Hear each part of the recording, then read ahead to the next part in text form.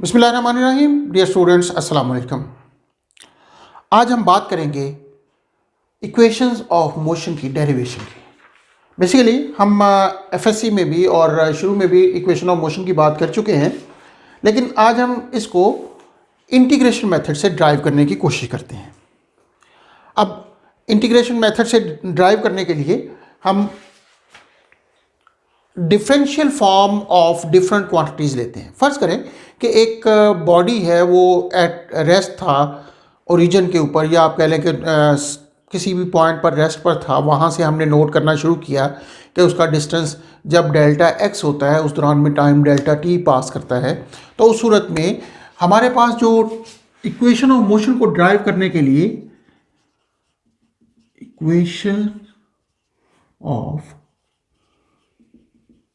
Motion को derive करने के लिए इन क्वांटिटीज़ की ज़रूरत पेश आएगी, जिसमें हम डिस्प्लेसमेंट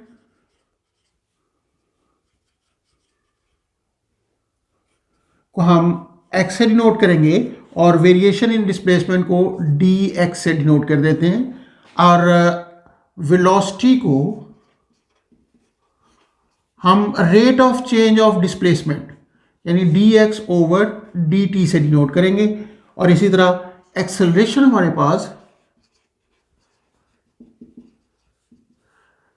अगर इसको मैं वेलोसिटी कह दूं तो एक्सेलरेशन को हम ए से डिनोट करते हैं, तो this can be written as d we over D T, और we can say d by d t of d x over D T. तो इस वजह से हम एक्सेलरेशन को d two x over D t square कह सकते हैं। ये हमारे पास डिफरेंट क्वांटिटीज़ होती हैं जो इन्वॉल्व होती हैं मोशन के दौरान। तो इसका मतलब ये हुआ कि अगर हम इन क्वांटिटीज़ को डिफरेंशियल फॉर्म में लिखा हुआ है, इसको अगर हम इंटीग्रेट करेंगे मुख्तलिफ अंदाज में, तो हम इक्वेशन ऑफ मोशन को ड्राइव कर सकते हैं। तो फर्स्ट इक्वेशन ऑफ मोशन को ड्राइव करने के लिए हम स्टार्ट करेंगे कि a first equation of motion को हम basically definition of acceleration a is equal to D we over D T से स्टार्ट करते हैं। अब a is equal to D we over D t है। अगर मैं इसको इस अंदाज में लिख लूँ कि D V is equal to A into D T, तो ये हमारे पास एक डिफरेंशियल इक्वेशन बनती है। इसको सॉल्व करने के लिए मैं इसको इंटीग्रेट करता हूँ। अब दोनों साइडों से इंटीग्रेट करता हूँ इस तरह कि ये वी आई से वी एफ होती है time, starting time T is equal to zero से टाइम टी के दौरान। अब इसको इंटीग्रेट कर रहे हैं from zero to T because of D T, और इसको इंटीग्रेट कर रहे हैं from V I to V F due to this D V. तो ये एक्सप्रेशन हमारे पास v आ जाएगा from V I to V F, and this will be equal to a into T from zero to T. अब और plus constant of integration लिखेंगे। तो ये हमारे पास चूंकि डेफिनेट इंटीग्रल्स हैं, तो इसलिए हम यहाँ पे कांस्टेंट ऑफ इंटीग्रेशन लिखने की ज़रूरत नहीं है। तो यहाँ से ये इक्वेशन बन जाएगी V F minus vi, and this will be a t minus 0। तो ये हमारे पास इक्वेशन बन गई v f minus we i is equal to a t, और we can say that v F is equal to we I plus A t. This is the first equation of motion. अब इसी तरीके से अगर हम second equation of motion को derive करना चाहें,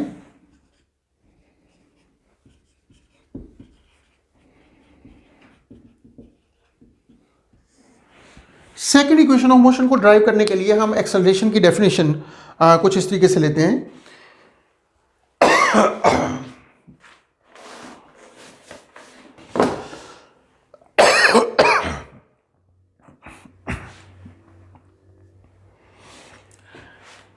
सेकेंड इक्वेशन ऑफ मोशन को ड्राइव करने के लिए हम फर्स्ट इक्वेशन ऑफ मोशन को V F is equal to we I plus A T है, और इसको हम अगर इस तरह लिख लें कि this is equal to d x over D t is equal to we i which is starting position और इनिशियल बाउंड्री कंडीशन प्लस ए टी, और फिर हम इसको d x is equal to we I plus A T into D t. अब इसको हम integrate करेंगे from its starting position, जब जीरो डिस्प्लेसमेंट से लेकर जब डिस्प्लेसमेंट x हो जाए, when time t is equal to 0 to time t। तो ऐसी सूरत में ये एक्सप्रेशन dx की सूरत में ये x आ जाएगा -0। अगर हम इसके साथ ही लिमिट भी अप्लाई कर देते हैं तो यहाँ से ये एक्सप्रेशन आ जाएगा 0 to t V I into D T plus 0 to t A T into D T. तो यहाँ से ये x आ जाएगा, this will become V I T plus, इसको जब हम इंटीग्रेट करेंगे तो ये ए टी स्क्वेयर ओवर 2 आएगा, और इसको मैं लिख सकता हूँ 1/2 ए टी स्क्वेयर। तो ये सेकेंड इक्वेशन ऑफ मोशन बन जाएगी, इन विच x is the total displacement during the time interval t। अब थर्ड इक्वेशन ऑफ मोशन को हम ड्राइव करते हैं।